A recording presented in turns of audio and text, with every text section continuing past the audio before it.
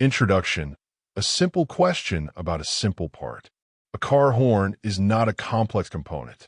Its function is unchanged from the first automobile. It makes a sound to warn others. The engineering requirements are modest: reliability, durability, consistent acoustic performance, and compatibility with the vehicle's electrical system.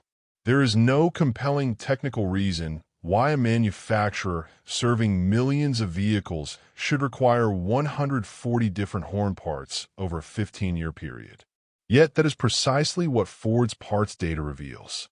From 2008 through 2022, Ford cataloged 140 distinct horn part numbers, nearly 10 new horn part numbers for every year of the study period.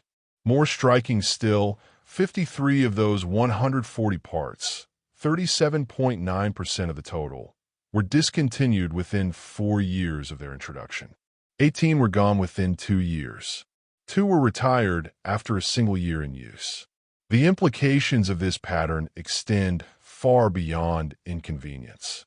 Each discontinued part number represents a consumer whose vehicle requires a part that can no longer be obtained from the manufacturer, an independent repair shop unable to source a component through normal channels, a recycler forced to warehouse components of uncertain future value, and a supplier who tooled up for production of a part that will see only a few years of demand.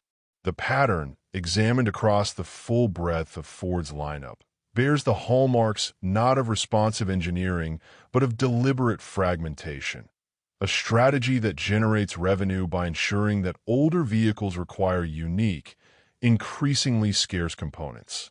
This article examines the horn data in detail, places it in the context of Henry Ford's own manufacturing philosophy, and considers what it means when a manufacturer's component strategy diverges so dramatically from that espoused by its founder and from the practices of its global competitors.